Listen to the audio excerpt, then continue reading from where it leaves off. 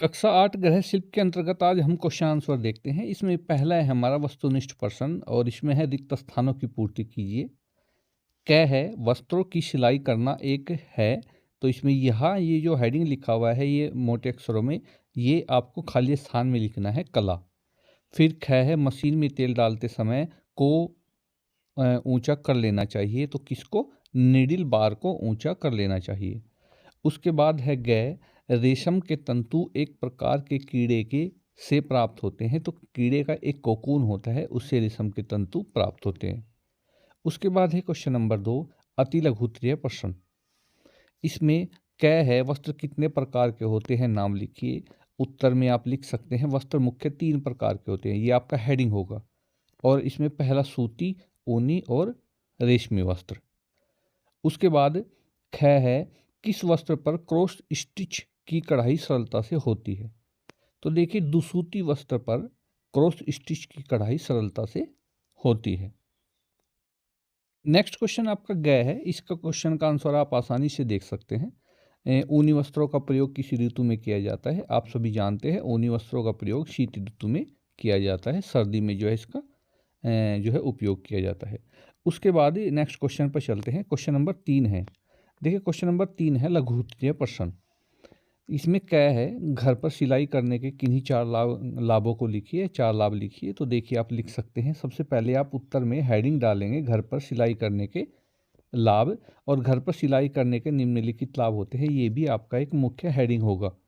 उसके बाद आप लिखेंगे, देखिए नाप के अनुसार सिलाई हो जाती है, बचे हुए कपड़े का सदुपयोग हो जाता है, मजबूत सिलाई कर सकते हैं और खाली समय का हम उपयोग कर सकते हैं। घर पर सिलाई करने के ये जो है लाभ है।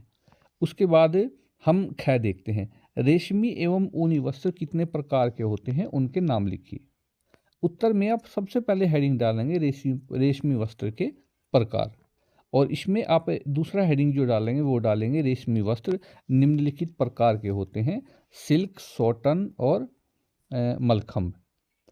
उसके बाद आप डालेंगे ऊनी वस्त्र के प्रकार। अब ऊनी वस्त्र जो होता है, ऊनी वस्त्र निम्नलिखित प्रकार के होते हैं, एक तो ट्वीड, एक सर्ज। उसके बाद नेक्स्ट क्वेश्चन, दीर्घ उत्तरीय प्रश्न। कपड़े पर ड्राफ्टिंग करते समय किन किन बातों का ध्यान रखना चाहिए? उत्तर में आप ड्राफ्ट बनाते समय निम्नलिखित बातों को ध्यान में रखना चाहिए। इसमें आप लिख सकते हैं कि सिकुड़ने वाले कपड़े को काटने से 2 घंटे पूर्व पानी में भिगोकर सुखा लेना चाहिए, या नाप से 1 या 2 इंच अधिक रखकर वस्त्र का ड्राफ्ट बनाना चाहिए। फिर उसके बाद है नेक्स्ट, प्रत्येक स्त्री पुरुष की शारीरिक आकृति में अंतर होता है, ड्राफ्ट बनाते समय आकृति को ध्यान में रखकर ही वस्त्र काटना चाहिए। उसके बाद है नेक्स्ट पॉइंट है, कुछ व्यक्ति ढीले कपड़े और कुछ व्यक्ति चुस्त कपड़े पहनना पसंद करते हैं, वस्त्र को सीलते समय व्यक्ति की रुचि का भी ध्यान रखना चाहिए। उसके बाद नेक्स्ट पॉइंट जो आप लिखेंगे वह होगा, कागज़ की ड्राफ्टिंग करने के बाद इसे वस्त्र पर रखकर इससे कुछ अधिक कपड़ा छोड़कर निशान लगाना चाहिए, जिससे कपड़े को बाद में आवश्यकता अनुसार ढीला करने में सुविधा रहे। और फिर है ख, सिलाई मशीन की देखभाल आप कैसे करेंगे, विस्तार से लिखिए। एक हेडिंग डालेंगे आप, सिलाई मशीन की देखभाल, और इसमें हेडिंग में लिखेंगे सिलाई मशीन की देखभाल निम्नलिखित बातों का ध्यान रखना चाहिए। देखभाल के लिए निम्नलिखित बातों का ध्यान रखना चाहिए। इसमें आप सबसे पहले पॉइंट लिखेंगे कि मशीन को धूल एवं मिट्टी से बचाना चाहिए, जब यह प्रयोग में न हो तो इसे ढक कर रखना चाहिए।